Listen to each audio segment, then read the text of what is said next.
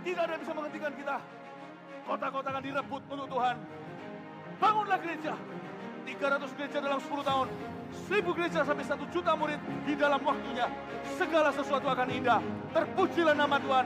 Mari kita pulang membawa pengharapan yang tidak mengecewakan. Dalam nama Yesus.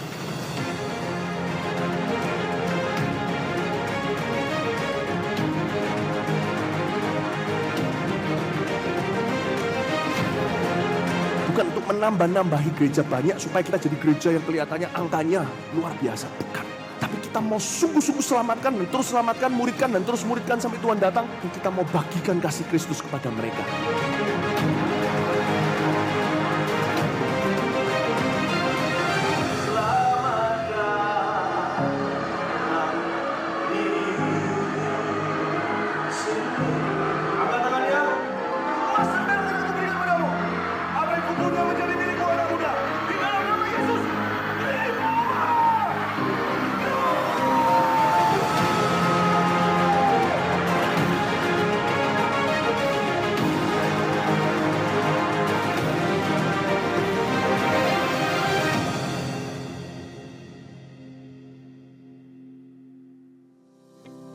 오늘 6월 4일은 삼위일체 주일이며 오늘 주일 저녁 예배는 봄 부흥회로 드려집니다. 부흥회 기간 동안 저녁 집회에는 주안성전과 부평성전 셔틀버스가 운행됩니다. 성도들께서는 현장 예배 많이 참여해 주시기 바랍니다. 재직회가 6월 11일 오후 2시 30분 글로리아홀에서 있습니다. 안건은 재정보고의 건, 사역국 추경안, 분립개척교회를 위한 건물 매입 및 예산의 건입니다. 할렐루야 찬양대가 하나님의 사랑과 성도들의 격려로 올해 30주년을 맞이하여 6월 17일 오후 4시 주안성전 본당에서 찬양제를 준비했습니다. 함께 찬양으로 하나님께 영광을 올려드리는 은혜의 시간이 되길 소망합니다. 분립개척교회를 위한 기도 제목이 주보 7면에 나와 있습니다. 하나님을 기쁘시게 하는 분립개척이 되도록 함께 기도해 주시기 바랍니다. 재직회와 공동위에 운영하니 주보 8면에 나와 있습니다. 성도들께서는 운영안을 확인하시고 지켜주시기 바랍니다. 시니어 사역국에서 주안 시니어 합창단 단원을 모집합니다. 디나미스 찬양팀 자막 봉사자, 부평 중고등부 찬양대 반주자, 앵크리스토 중창단 단원을 모집합니다. 체육선교회 회원과 맞벌이 부모 1탄, 슬기로운 부모 관점 수강생을 모집합니다. 지금까지 교회 소식이었습니다. 이외의 교회 소식은 주보를 참조하시기 바랍니다. 이제 다 함께 일어나셔서 하나님께 찬송하며 예배 드리겠습니다.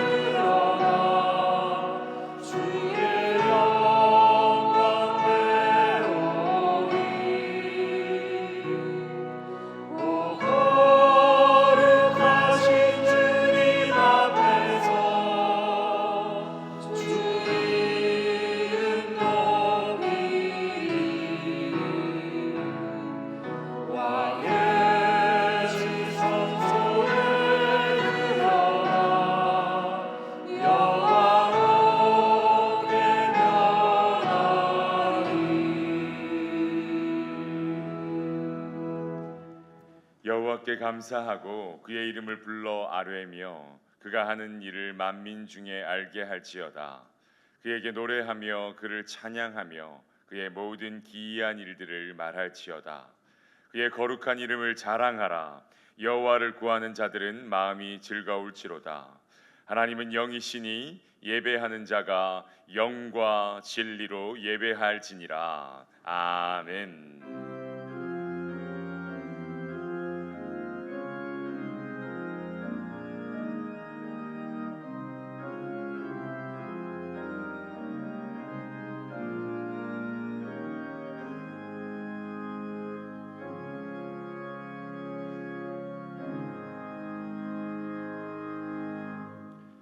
하나님 아버지, 거룩한 주일 우리를 부르신 삼위일체 하나님께 영광을 돌립니다.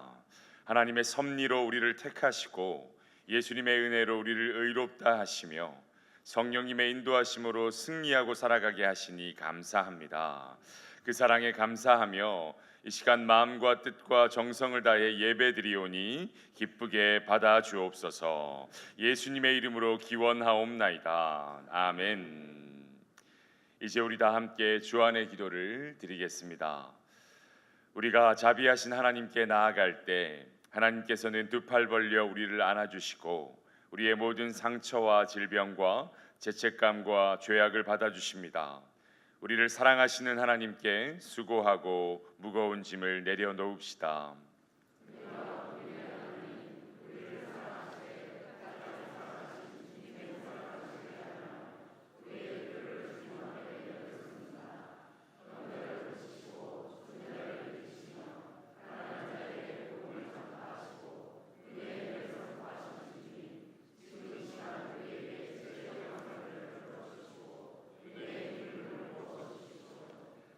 복음을 들으십시오.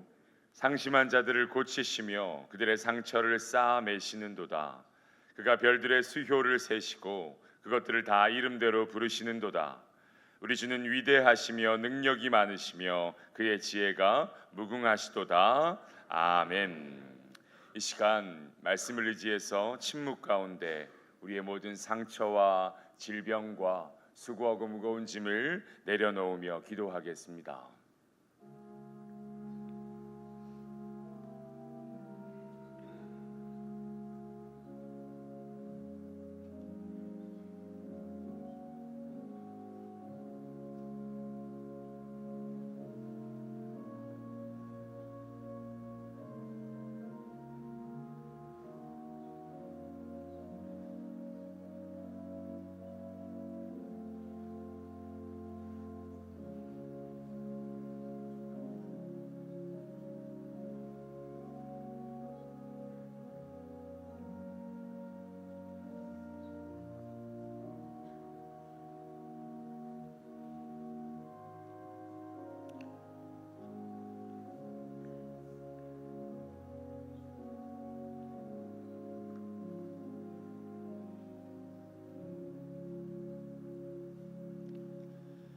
여기 우리에게 주시는 하나님의 위로의 말씀이 있습니다.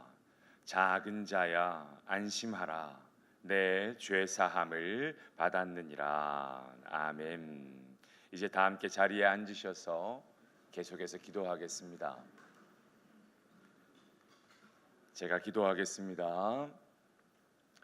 구원의 하나님, 하나님의 크신 계획 속에 우리를 하나님 자녀 삼아 주시고 예수님의 십자가 은총으로 우리의 모든 죄와 허물을 용서하시고 의롭다 여겨주시니 감사합니다.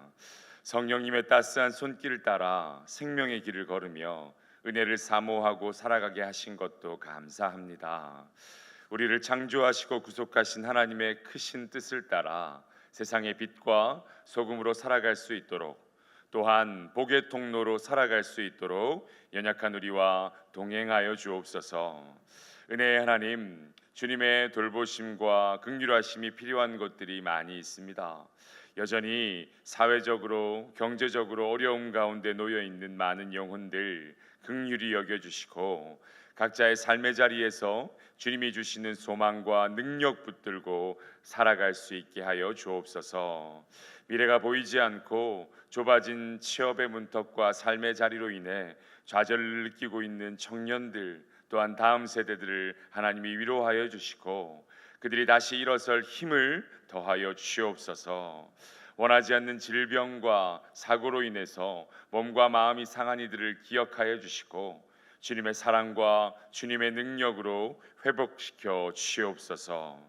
하나님 나라를 이루어 가시는 하나님, 우리 주안교회 모든 성도들에게 주님의 뜻이 바로 새겨지게 하셔서 세상의 것을 쫓지 않고 하늘의 소망을 두고 살아가게 하여 주시옵소서. 분리개척을 통하여 하나님 나라가 확장되며 성령으로 충만해지는 우리 주안교회 되게 역사하여 주옵소서. 하나님, 이 시간 우리에게 귀한 하나님 말씀 듣게 하신 것 감사합니다. 말씀 증거하실 조영창 목사님에게 함께하여 주셔서 주님의 말씀을 온전히 대언하실 수 있도록 능력 더하여 주시고 우리의 마음과 우리의 상황 속에도 역사하여 주셔서 주님의 말씀을 받아 은혜 누릴 수 있게 인도하여 주옵소서. 감사하옵고 모든 말씀 예수 그리스도의 이름으로 기도드립니다. 아멘.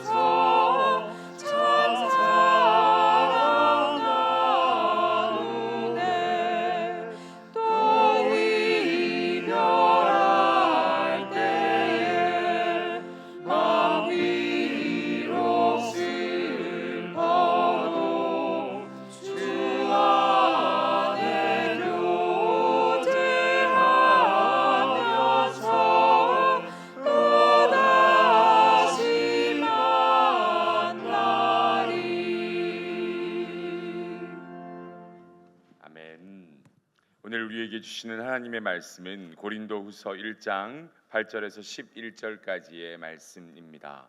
고린도후서 1장 8절부터 11절까지의 말씀, 제가 가진 성경으로는 신약성경 358쪽에 있습니다. 이제 하나님의 말씀을 봉독하겠습니다. 이 말씀을 봉독할 때에 살아계신 하나님의 음성을 다 함께 들으실 수 있길 바랍니다. 하나님의 말씀입니다. 형제들아, 우리가 아시아에서 당한 환난을 너희가 모르기를 원하지 아니하노니 힘에 겹도록 심한 고난을 당하여 살 소망까지 끊어지고 우리는 우리 자신이 사형 선고를 받은 줄 알았으니 이는 우리로 자기를 의지하지 말고 오직 죽은 자를 다시 살리시는 하나님만 의지하게 하심이라. 그가 이같이 큰 사망에서 우리를 건지셨고 또 건지실 것이며 이후에도 건지시기를 그에게 바라노라. 너희도 우리를 위하여 간구함으로 도우라. 이는 우리가 많은 사람의 기도로 얻은 은사로 말미암아 많은 사람이 우리를 위하여 감사하게 하려 함이라. 아멘.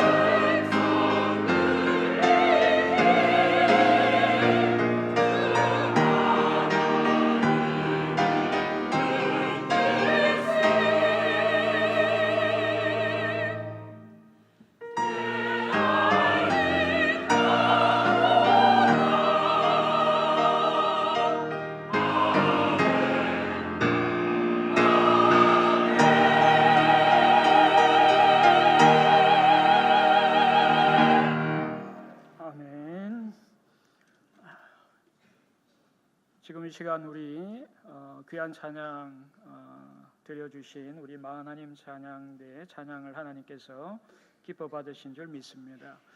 오늘 이 시간 우리 먼저 서로에게 평화의 인사를 나누면 좋겠습니다. 주님의 평화가 여러분과 함께 하시길 바랍니다. 우리 옆에 분들과 함께 인사 나누겠습니다. 두 가지 광고를 드리겠습니다. 먼저는 오늘 저녁 7시 예배 시간부터 2023년 봄 부흥회가 시작됩니다. 인도네시아 마르와 샤론 교회 담임 목사이신 필립 멘토파 목사님께서 오늘 성령 가장 좋은 내 친구라는 주제로 오늘 저녁부터 6월 6일 화요일 저녁 시간까지 부흥회를 인도해 주십니다. 많이 참석하셔서 하나님의 놀라운 능력과 은혜를 경험하실 수 있으면 좋겠습니다. 또 한 가지는 이번에 부흥회 기간 동안 저녁 집회를 위해서 주안성전에서 부평성전까지 제가 듣기로 45인승 한 대와 25인승 한 대 셔틀버스를 운행하기로 했습니다. 오늘 저녁에는 저녁 6시, 또 월요일과 화요일 저녁에는 6시 30분에 동서약국 앞에서 버스가 출발합니다. 많은 이용을 바랍니다. 다 같이 우리 기도하겠습니다. 오늘도 살아서 역사하시는 하나님 아버지, 하나님의 은혜와 사랑으로 한 주간을 보내고 일주일의 첫날인 주일을 맞이하여 하나님 앞에 나와 예배하며 하나님을 만나게 하시니 감사합니다. 이 예배 가운데 하나님의 놀랍고 아름다우신 영광을 보게 하시고 우리를 구원해 주신 예수 그리스도의 은혜에 감사하게 하시며 성령 하나님의 힘과 능력을 깨닫게 하여 주옵소서. 오늘 위 목사님의 말씀 사역 가운데 함께 하시고 살아계신 하나님의 말씀의 역사가 나타나게 하여 주옵소서. 오늘부터 시작되는 부흥회를 통해서 다시 한번 복음의 능력을 알게 하시고 성령님의 임재와 능력을 경험하게 하여 주옵소서. 이제 하나님의 말씀을 듣습니다. 하나님의 말씀을 전하는 자의 부족함은 가려주시고 하나님의 말씀이 이 시간 우리에게 들려지게 하여 주옵소서. 주 예수님의 이름으로 기도합니다. 아멘. 2차 세계대전 당시에 독일 군인들이 유태인들을 많이 학살을 했습니다. 그 학살한 곳이 대부분 수용소였는데 가장 유명한 곳이 아우슈비츠입니다.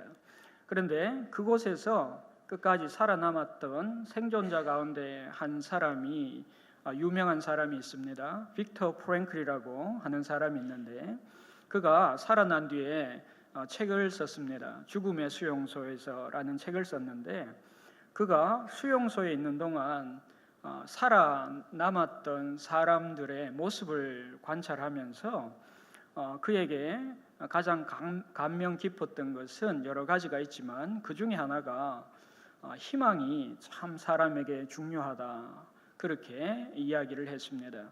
특별히 수용소에 있는 동안에 살아남았던 많은 사람들의 특징은 내가 살 수 있다, 살아남을 수 있다는 그 희망을 가지고 있었던 사람들은 끝까지 생존할 확률이 높았고 실제로 많이 살아남았다고 합니다. 그런데 수용소 그 기간 중에 사람들이 가장 많이 병들어 죽게 되는 시즌이 있었는데 그 시즌은 바로 연말 연시였다고 합니다. 왜냐하면 전쟁이 곧 끝날 거야, 이제 곧 내가 자유의 몸이 될 거야, 이런 기대를 가지고 특별히 올해 끝까지, 올해 안에는 그런 전쟁이 끝나고 또 내가 자유의 몸이 될 거라는 기대를 많이 갖고 있었는데 새해가 되어도 아무런 변화도 없고 전쟁은 계속되고 자신은 포로로 계속 묶여있는 그런 삶을 보면서 절망을 하게 되어서 그들이 가운데 많은 사람들이 죽었다고 그렇게 이야기를 합니다. 그만큼 우리의 인생에 있어서 절망이 아니라 희망이 더 중요한 역할을 하고 우리가 삶을 살아가는 데 있어서 많은 영향을 끼치게 됩니다. 사실 이런 극단적인 상황은 아니더라도 오늘 저와 여러분의 삶 속에도 희망은 참 중요합니다. 특별히 군대에 입대하는 자녀들이 있다면 그 입대하는 아들은 군대 입대하기 전부터 제대하는 날짜를 세기 시작합니다. 그리고 군대 입대하면은 달력에 자기가 제대할 날짜를 체크하고 매일매일 하루가 지날 때마다 X표를 합니다. 이제 남은 날짜를 계산하는 것이죠. 그런데 이런 아들의 마음을 아는지 모르는지 어떤 어머니는 아들이 군대에 오래 있었으면 좋겠다 이렇게 이야기하기도 합니다. 왜냐하면 자주 외박 나오니까 그 뒤치다거리 하기가 너무 힘들어서 군대에 더 오래 있었으면 좋겠다 이렇게 이야기하는 어머니도 있습니다. 그런데 이런 희망은 사실 이런 특별한 경우에만 해당되는 것은 아닙니다.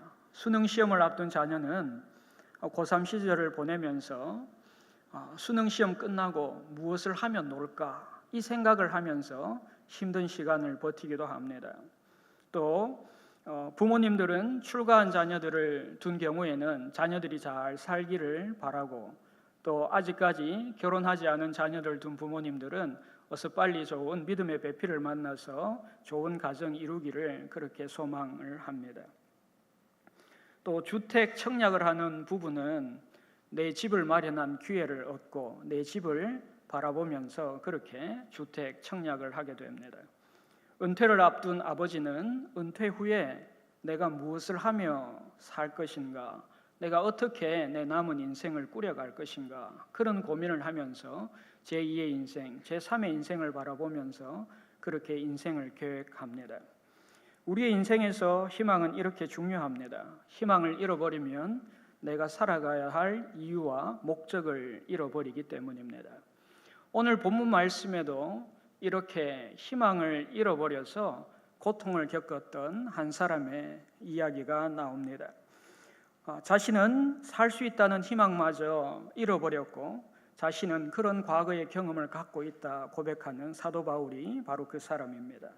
8절에서 바울은 힘에 겹도록 심한 고난을 당하여 살 소망까지 끊어졌던 경험을 내가 했었다 그렇게 고백합니다. 그는 자신의 힘으로는 도저히 견딜 수 없을 정도로 극심한 고난을 겪었고 이로 인해서 살아갈 소망마저 끊어져 버리는 그런 지경이 되었었다 그렇게 말을 합니다. 바울은 이런 경험을 통해서 자신이 깨달은 바를 오늘 본문 말씀을 통해서 저와 여러분들에게 나누고 있습니다. 하나님께서 그에게 이런 고난을 허락하시는 이유가 무엇인지, 이런 고난을 통해서 그가 깨달은 영적인 진리가 무엇인지를 오늘 본문 말씀을 통해서 우리와 나누고 있습니다. 오늘 본문 말씀 8절에는 사도 바울이 아시아에서 당한 환난이 있었다 그렇게 말을 합니다. 아시아는 지금의 튀르키예 서부 지방을 뜻합니다. 예전에는 소아시아라고 불렀던 곳입니다. 그런데 그곳에서 사도 바울은 그의 동료들과 아시아에서 환난을 당했다, 어려움을 겪었다 그렇게 이야기를 하는데, 그가 겪었던 이 아시아에서 당한 환난의 대표적인 예가 사도행전 19장에 나옵니다. 바로 에베소라는 곳에서 그가 겪었던 소요 사건이 있었는데 그 사건이 가장 대표적인 사건입니다. 그 당시 에베소에는 아데미 여신을 섬기는, 숭배하는 그런 도시였습니다. 특별히 봄에 아데미 여신의 축제일이 있었는데 그때가 되면 인근 지역에 있는 많은 순례객들이 그곳을 찾아와서 아데미를 숭배하고 그렇게 축제를 벌였습니다.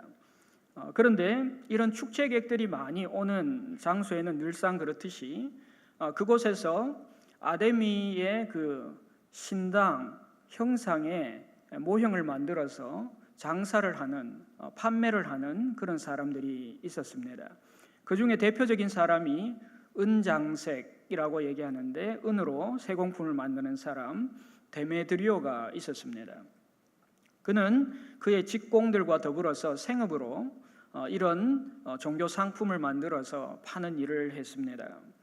그는 그런 일들을 통해서 생계를 꾸려가고 있었는데 사도행전 19장 25절에 따르면 데메드리오와 그의 직공들 또 그의 동업자들, 그런 일을 하는 사람들이 굉장히 풍족한 생활을 했었다 그렇게 데메드리오가 스스로 이야기를 하고 있습니다.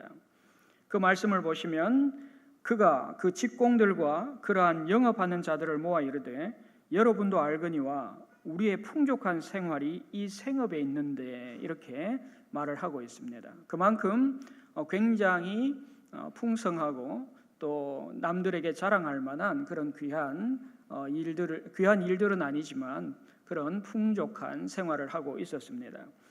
그런데 에베소에서 소요 사건이 일어나게 된 것은 하나님께서 바울을 통해서 병을 고치고 또 악귀를 쫓아내는 일을 하면서부터 시작이 되었습니다. 이로 인해서 많은 사람이 주 예수님의 이름을 높이고 또 주 예수님을 알게 되었습니다. 유대 한 제사장 스게와의 7 아들들은 사도 바울이 그런 놀라운 일을 행하는 것을 보고 자신들도 그렇게 하고 싶어서 흉내를 내다가 오히려 악귀 들린 사람에게 제압당하고 상하고 벗은 몸으로 도망을 가게 되는 그런 일을 당하게 되었습니다. 그곳에 마술을 하는 사람들이 많이 있었는데 이 사람들이 사도 바울이 주 예수의 이름으로 행하는 모든 일들을 보고는 자신들이 갖고 있었던 마술책들을 다 꺼내어서 불태워버리는 그런 일들이 있게 되었습니다. 이런 일들이 계속되자 데메드리오가 위협을 느낍니다. 자신의 생업의 위협을 느끼고 자신들이 숭상하는 아데미 여신의 그 신앙이 느슨해지고 또 포기하는 사람들이 생길까 하는 그런 위협을 느끼게 됩니다. 그래서 데메드리오가 그의 직공들과 동업자들을 불러 모아서 이 일들을 대해서 어떻게 할 것인지 그것을 생각을 하고 이야기를 나누게 됩니다. 데메드리오가 소집해서 이 상황들을 이야기하자 분노에 가득 찬 데메드리오와 그의 직공들과 또 동업자들이 일어나게 됩니다. 소요 사건을 일으키게 됩니다. 그 당시에 바울과 함께 다니던 사람들 가운데 마게도냐 출신의 사람 가이오와 아리스타고를 붙잡아서 에베소에 있는 연극장으로 그들을 데리고 들어갑니다. 그리고 나서는 그곳에서 2시간 동안이나 큰 소리로 크도다 에베소 사람의 아데미어라고 소리를 계속해서 질렀다고 그렇게 기록되어 있습니다. 그런데 그곳에 서기장이 있었는데 그 사람이 나와서 이 사건을 중재를 합니다. 그래서 결국 가이오와 아리스타고가 풀려나게 되고 봉변을 면하게 되었던 일을 우리가 사도행전 19장에서 에베소에서 일어난 일을 우리가 볼 수가 있습니다.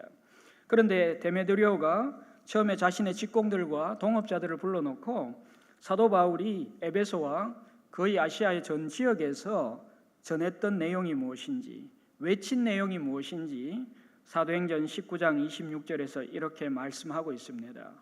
사람의 손으로 만든 것들은 신이 아니라. 바울은 우상 종교 위에 세워진 에베소라는 그 거대한 도시에서 수많은 사람들을 만나면서 이렇게 외쳤습니다. 사람의 손으로 만든 것은 신이 아닙니다. 아마도 데메드리오는 자신의 영업을 방해하는 바울이 전한 모든 말들을 전한 것은 결코 아닐 것입니다. 데메드리오는 가장 중요한 내용, 바울이 전했던 복음의 가장 중요한 내용의 일부를 그들에게 전하고 그들에게 말하고 그들의 마음을 사고 그들이 분노해서 무언가 행동하기를 원했을 것입니다. 바울은 에베소인들에게 여러분이 믿어야 할 참신은 사람의 손으로 만든 아데미 여신이 아닙니다. 여러분이 믿어야 할 참신은 예수님의 십자가와 부활을 통해서 놀라운 구원의 경륜을 보여주신 하나님입니다. 이렇게 선언했던 것입니다. 바울의 이런 담대한 복음 증거를 통해서 에베소에서는 큰 소란이 일어나게 되었고 결과적으로 바울과 그의 선교 팀원들은 그곳을 떠나서 마게도냐로 이동하게 되었습니다. 그런데 바울이 아시아에서 당한 환난을 말할 때 에베소에서 겪은 이 소동을 포함하여 많은 일들을 겪게 되었습니다. 아시아 지역에서 복음을 전하면서 당한 환난이 얼마나 고통스러운 경험이었는지 고린도후서 1장 8절에서 9절에 이렇게 말씀하고 있습니다. 힘에 겹도록 심한 고생을 당하여 살 소망까지 끊어지고 우리는 우리 자신이 사형 선고를 받은 줄 알았으니. 아멘. 우리가 아시아, 특히 에베소에서 당한 환난은 우리의 힘으로는 도저히 견뎌낼 수 없을 정도로 심각한 환난이었습니다. 이 환난은 마치 배가 너무 많은 짐을 실어서 그 무게를 견디지 못하고 침몰하는 것처럼 견디기 어렵고 힘든 환난이었습니다. 그래서 우리는 살 희망조차 잃어버릴 지경에 공경에 처했습니다. 소망이 없는 상황에 처해 있었고 빠져나갈 출구가 없었습니다. 죽음만이 기다리고 있다, 그렇게 생각할 수밖에 없는 그런 처참한 상황이었습니다. 그런데 왜 바울은 이런 환난과 고난을 겪고 있는 것입니까? 왜 살 수 있을 거라는 희망이 그들에게서 사라진 것입니까? 왜 죽음 이외에 아무것도 기대할 수 없는 상황이 그들 주위에서 지금 벌어지고 있는 것입니까? 바울은 이 질문에 대한 대답을 깨닫고 9절 하반절에서 이렇게 기록하고 있습니다. 이는 우리로 자기를 의지하지 말고 오직 죽은 자를 다시 살리시는 하나님만 의지하게 하심이라. 아멘. 왜냐하면 하나님께서 우리가 자신을 신뢰하지 말고 죽은 사람을 다시 살리시는 하나님만을 신뢰하기 원하셨기 때문이다. 그렇게 말씀합니다.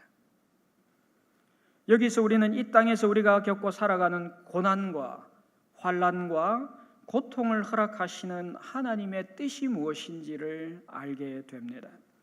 하나님은 우리를 무자비하게 고난과 고통 속에 밀어 넣으시는 분이 결코 아닙니다. 하나님은 아무 대책 없이 고난 속에 우리를 내버려 두시는 분도 아닙니다.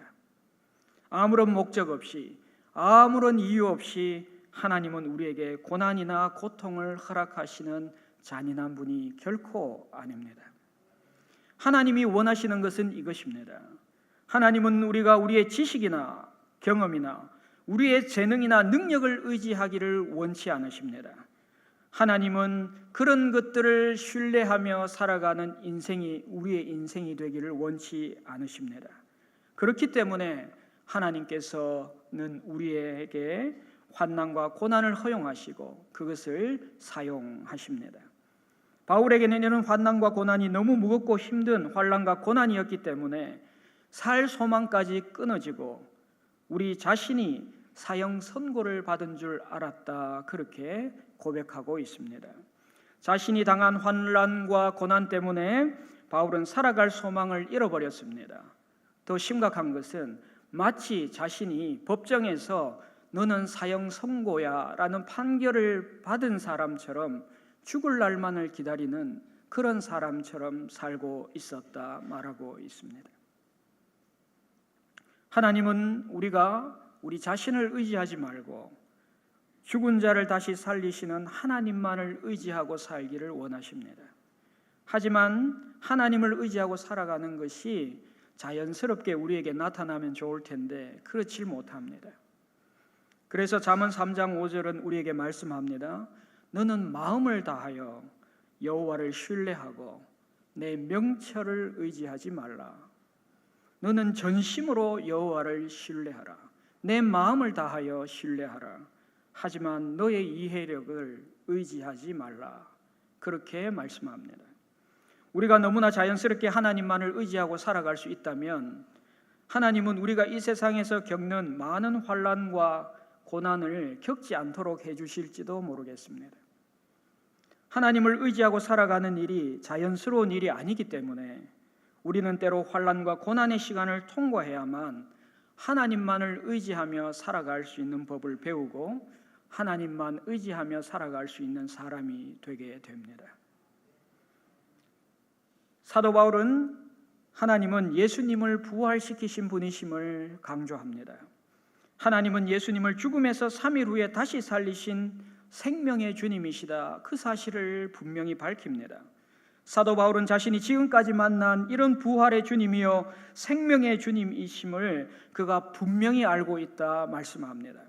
부활의 주님, 생명의 주님이신 하나님이 지금까지 자신에게 하신 일들을 10절에서 이렇게 기록하고 있습니다.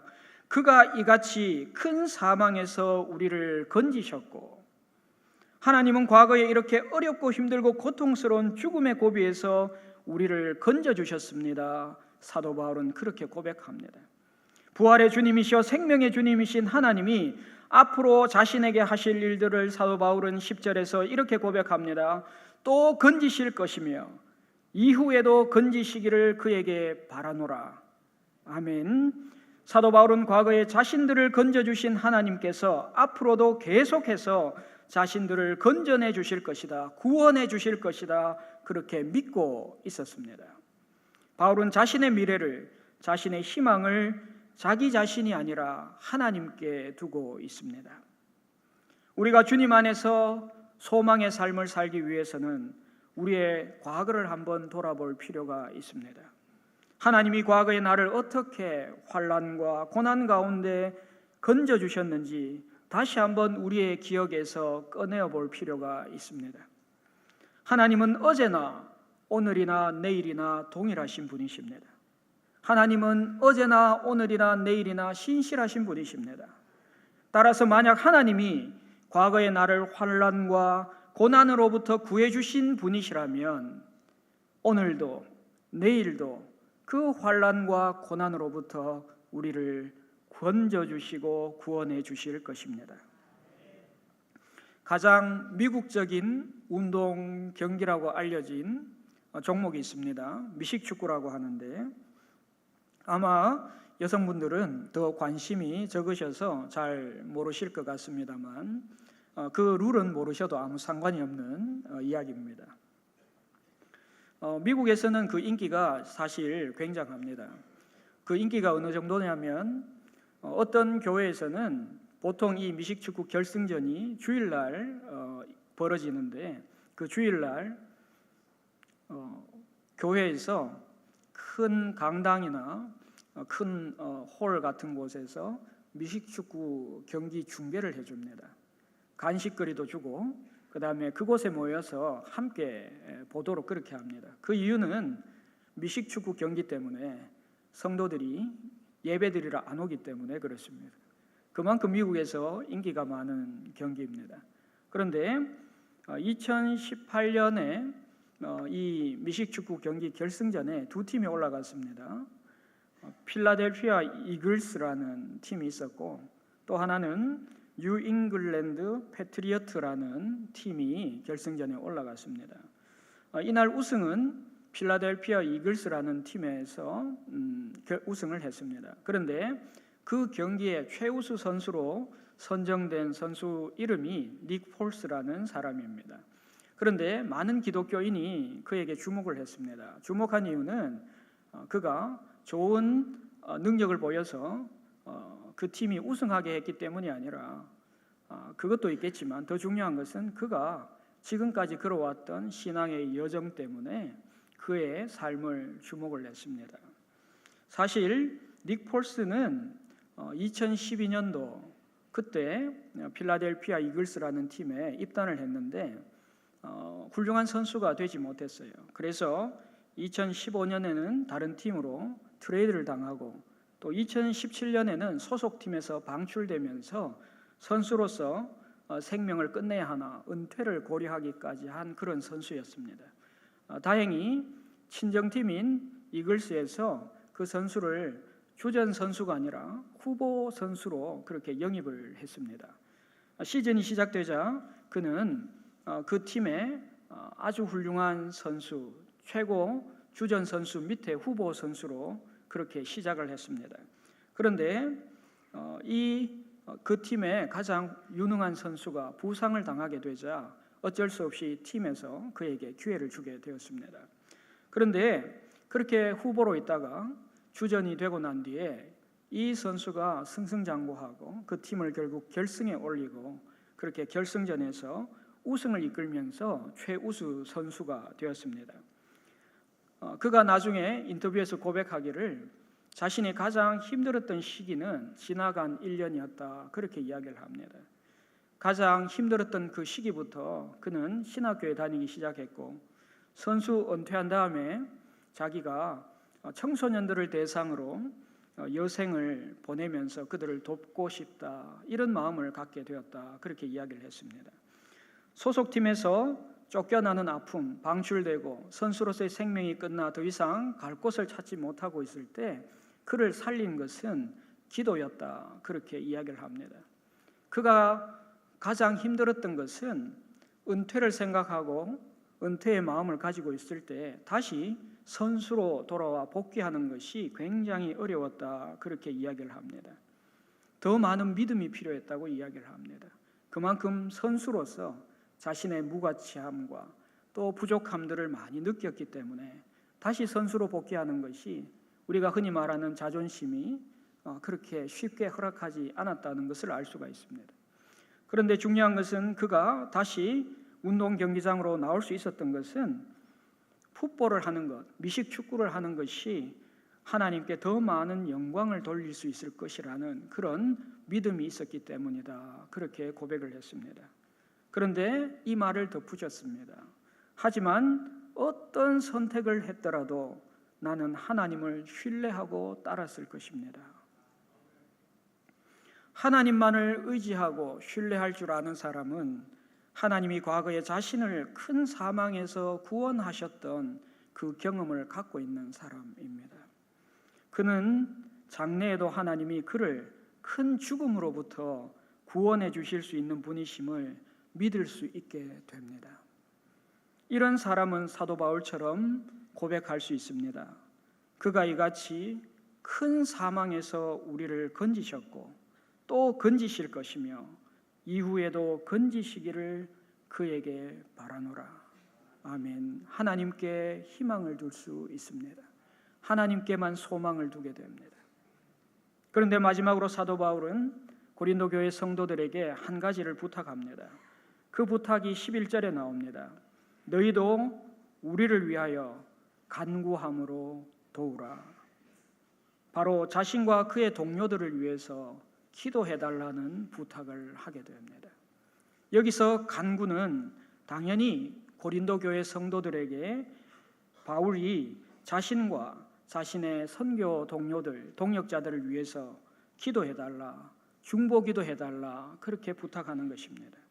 그런데 이 간구는 우리가 기도할 때, 중보기도를 할 때 다른 사람의 필요를 마치 내 필요처럼, 내 바램처럼 그렇게 간절하게 기도하는 기도를 말합니다. 그러므로 너희도 우리를 위하여 간구함으로 도우라 라는 중보기도의 부탁은 여러분은 중보기도로 우리의 선교 사역에 협력하여 도와주십시오 라는 부탁입니다. 바울이 고린도 교회 성도들에게 이런 부탁을 하는 이유는 분명합니다. 과거에 자신이 겪었던 그 죽음과 같았던 환난과 고난을 이길 수 있었던 중요한 이유 가운데 하나는 여러분들의 중보기도가 있었기 때문입니다. 이것을 말하는 것입니다.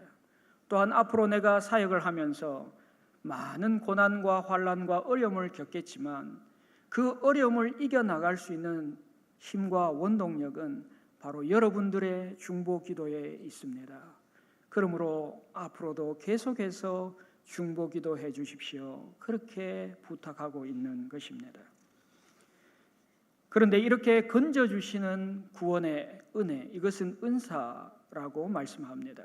오늘 본문 말씀에 나오는 은사는 성령의 은사를 말하는 것이 아니라 하나님의 은혜의 선물, 하나님께서 주시는 축복을 뜻합니다. 이런 은혜의 선물을 목격한 많은 사람들은 결국에 누구를 향해서 우리의 고개를 돌리게 됩니까? 하나님께 고개를 돌리게 됩니다. 하나님을 바라보게 됩니다. 하나님께 감사하게 됩니다. 이런 이유 때문에 바울은 고린도 교회 성도들에게 중보기도로 자신을 협력하고 자신을 도와달라고 그렇게 부탁하고 있는 것입니다. 그러므로 내가 알고 있는 어떤 사람이 지금 환난과 고난 가운데 있습니까? 그렇다면 저와 여러분들이 그 사람을 위해 중보기도할 수 있어야 합니다. 하나님이 그 사람의 환난과 고난을 다루시는 모습을 보면서 우리 중보기도자들은 하나님께 감사하게 될 것입니다. 감사하는 법을 배우게 됩니다. 감사해야 될 내용을 알게 됩니다. 내가 고난 중에 있습니까? 그렇다면 신뢰할 만한 사람에게 중보기도를 부탁하십시오. 때때로 우리는 자기 기도 제목 내놓는 것을 힘들어합니다. 자존심이, 또 내가 그런 기도 제목을 내놓으면 내 능력이 부족한 사람처럼 보이지 않을까, 이런 두려움이 있기 때문입니다. 그러나 믿음 안에서 교제하고 믿음 안에서 신앙생활을 함께 한다는 것은 우리의 기도 제목을 내어놓을 수 있는 용기가 필요합니다. 그런 믿음이 우리에게 필요합니다. 내가 환난과 고난을 극복해 나가고 이겨나가는 그 모습을 통해서 나를 위해 중보기도하는 사람들이 중보기도를 통해 기도의 능력을 알게 될 것이고, 나를 통해 역사하시는 하나님을 통해 하나님의 능력을 알게 될 것입니다. 그 사람들도 하나님께 결국에는 감사하게 될 것입니다. 오늘 본문에서 말하는 환난과 고난의 의미가 무엇입니까?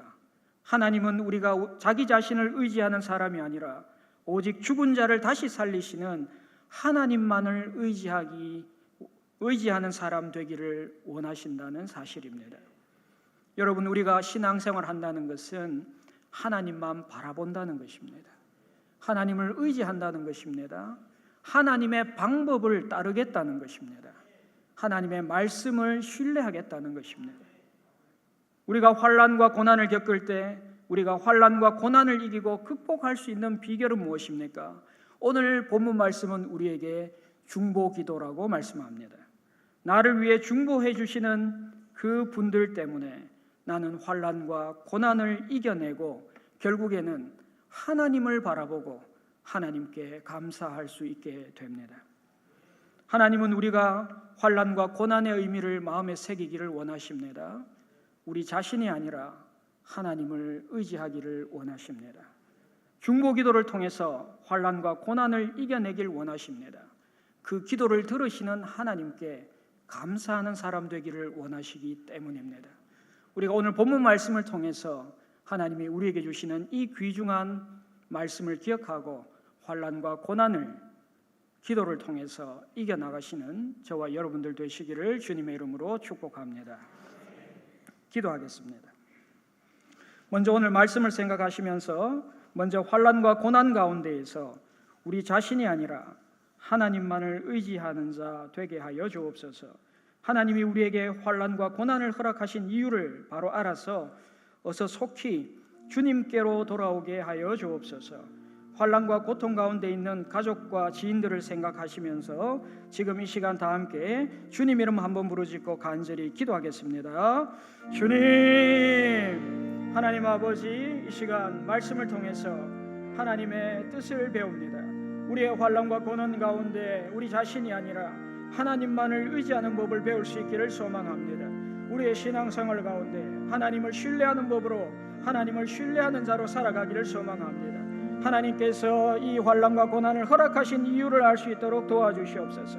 우리 자신이 아니라 하나님을 의지하고 신뢰하며 살아가는 자들에게 인도하여 주옵소서. 우리가 아직도 하나님의 방법이 아니라 하나님의 말씀이 아니라 우리 자신을 믿고 우리 자신의 지식이나 경험을 믿고 살아가고 있다면 어서 속히 하나님께로 돌아올 수 있도록 주님께서 붙잡아 주시고 함께하여 주옵소서. 환난과 고통 가운데 있는 가족과 우리의 지인들을 위해서도 기도합니다. 저들을 주님께서 붙잡아 주시옵소서. 저들을 하나님께서 주장하셔서 온전히 믿음의 길에 서게 하시고 다시 한번 하나님만을 의지하고 하나님께서 주시는 놀라운 은혜와 사랑을 경험하고 하나님이 주시는 구속의 은총을 누리며 살아갈 수 있도록 인도하여 주시옵소서. 지금 이 시간 우리 긴급 기도 제목을 가지고 함께 기도하겠습니다. 이기택 성도님 선천성 심장병 수술을 하셨습니다. 윤능진 집사님 무릎 연골 수술 받으셨습니다. 윤재남 집사님 난소암 투병 중입니다. 김정순 씨 유방암 검사 중입니다. 이 네 분 모두 하나님의 치유하심과 만지심과 회복케 하심을 경험하게 해달라고 우리가 간절히 기도하겠습니다. 또한 지금 이 시간 자신의 육체의 연약한 곳에 손을 얹고 하나님께서 치유해 주시도록 간절한 마음으로 주님 이름 한번 부르짖고 네 분과 우리 자신을 위해서 통성으로 간절히 기도하겠습니다. 주님, 하나님 아버지, 주의 이 시간 간절한 마음으로 치유를 위해서 긴급 기도 제목을 놓고 하나님 아버지 기도합니다. 이기택 성도님을 위해서 기도합니다. 선천성 심장병 수술을 하셨습니다. 하나님께서 그분의 놀라운 은혜 가운데 함께하여 주시고 제 수술 후에 중환자실에 있는데 하나님 그분의 삶 가운데 그들의 생명을 주님께서 주장하여 주옵소서. 윤능진 집사님 무릎 연골 수술을 받았습니다. 하나님 통증과 부작용 없이 수술 잘 되게 하여 주시고 하나님 아버지 그 모든 과정 중에 하나님 함께하여 주옵소서. 하나님 아버지 윤재남 집사님 난소암 투병 중에 있습니다. 하나님 아버지 우리 집사님 주님께서 붙잡아 주셔서 항암 치료할 수 없는 상황인데 하나님 그 모든 과정 중에 함께하시고 좋은 치료법을 받아서 하나님 그 투병 신앙생활 가운데 하나님의 놀라운 주의 역사 은혜를 경험할 수 있도록 주께서 도와주시고 함께하여 주옵소서. 우리 김정순 씨 주님께서 붙잡아 주시옵소서. 유방암 검사 중인데 아무 일 없도록 도와주시고 여호와 라파의 하나님 역사하셔서 다른 곳에 전이 되지 아니하고 하나님 건강하게 회복하여 나올 수 있도록 주님께서 인도하여 주옵소서. 하나님 아버지, 지금 이 시간 우리가 우리의 연약한 육체의 손을 얹고 하나님의 치유하심과 능력을 간구합니다. 하나님 아버지 붙잡아 주시옵소서. 하나님 아버지 함께하여 주시옵소서. 하나님께서 놀라운 은혜와 주의 역사를 치료하는 광선을 보내셔서 우리의 연약한 육신 가운데 예수 이름의 능력이 나타나게 도와주시고 하나님 앞에 우리가 부르짖고 간절히 간구함을 통하여서 하나님 아버지 죽음과 같았던 하나님 아버지 죽을 날만 기다리던 사도 바울과 그 팀원들을 구원해 주셨던 하나님의 역사가 오늘 우리 가운데도 나타날 수 있도록 주님 도와주시고 함께하여 주시옵소서. 만물의 창조자, 만물의 주권자이신 하나님 아버지, 지금 이 시간 우리의 인생에 큰 환난과 고난을 당한 성도들의 긴급한 기도 제목을 가지고 주님 앞에 내려놓고 간절히 기도합니다. 우리의 환난과 고난을 통해 하나님의 은혜의 능력을 경험하게 하셔서 하나님만 의지하며 살아가는 저희가 되게 하여 주옵소서. 살아 역사하시는 하나님의 능력과 임재가 오늘 이 자리에서 나타나게 하여 주시옵소서. 사모하는 자에게 주시는 하나님의 은혜와 위로가 우리 가운데 풍성하게 나타나게 하여 주시옵소서. 죽음을 몰아내는 생명의 역사가 우리 가운데 생수의 강처럼 흘러 넘쳐나게 하여 주옵소서. 죽음이 아니라 생명의 부활의 주님께서 이 자리에 나타나셔서 우리에게 다시 한번 부활의 생명의 능력이 나타나게 인도하여 주옵소서. 오늘 이 시간 특별히 긴급기도 제목을 놓고 기도합니다. 이기택 성도님 선천성 심장병 수술을 하셨습니다. 하나님 아버지, 뇌에 출혈이 생겨서 중환자실에 지금 있습니다. 하나님 아버지, 인공호흡기를 삽입하고 고통 가운데 있사오니 하나님께서 모든 과정 가운데 함께하여 주시고 다른 합병증이 생기지 않도록 주님 붙잡아 주시옵소서. 윤능진 집사님 무릎 연골 수술을 하나님 기다리고 있습니다. 하나님 아버지, 모든 과정 가운데 하나님 함께하여 주옵소서. 통증과 부작용이 없이 수술이 잘 되게 하시고 하나님을 위해서 계속해서 일할 수 있도록 주께서 붙잡아 주시고 함께하여 주시옵소서. 하나님 아버지, 윤재남 집사님을 위해서 기도합니다. 하나님 아버지, 난소암으로 투병 중이신데 하나님 여러 가지 어렵고 힘든 상황이 있습니다. 암 수치가 높습니다. 신장이 제 기능을 하지 못합니다. 항암을 받을 수가 없습니다. 하나님 아버지, 이 모든 과정 가운데 하나님 함께하여 주셔서 치료하는 광선을 보내주시고 하나님 성령의 불을 보내주셔서 모든 암세포가 사라지는 놀라운 하나님의 역사가 나타나게 인도하여 주옵소서.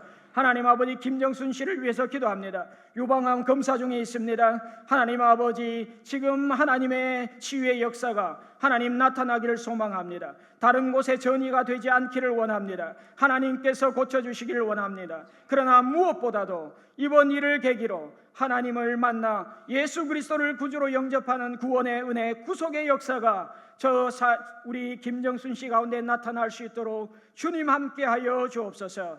이 네 분의 모든 삶과 생명 가운데 하나님의 치유하심과 만지심과 회복케 하심의 역사가 나타나고 저들이 그 놀라운 하나님의 은혜를 경험하고 주님을 더욱 신실하게 따르고 하나님만 의지하는 자들 되게 하여 주옵소서. 하나님의 놀라운 새 창조의 역사를 경험하는 이 네 분과 또 저희 모두가 되게 하여 주시옵소서. 예수님의 이름으로 간절히 기도드립니다. 아멘.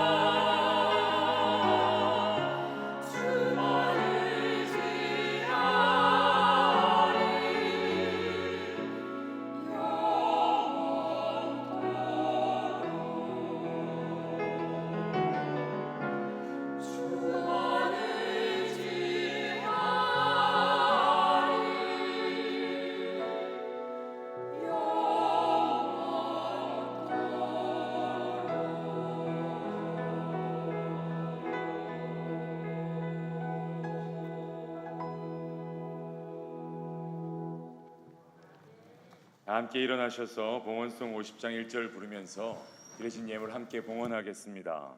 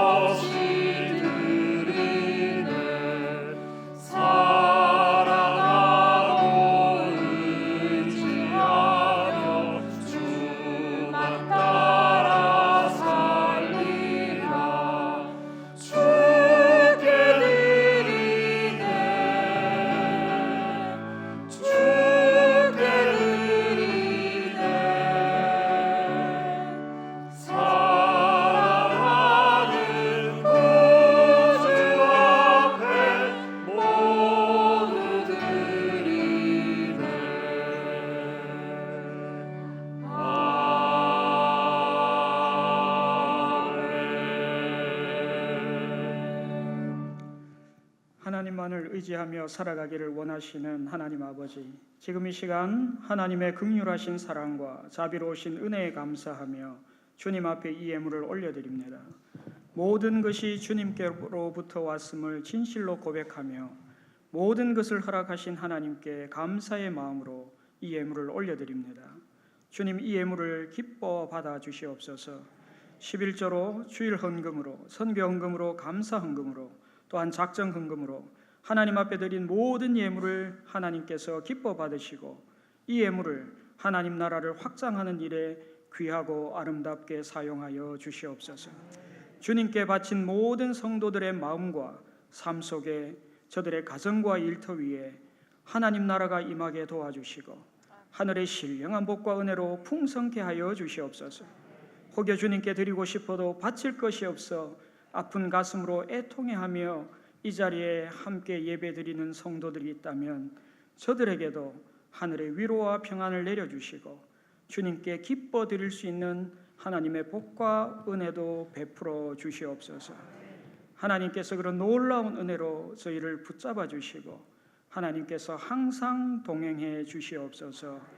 예수님의 이름으로 간절히 기도합니다. 아멘.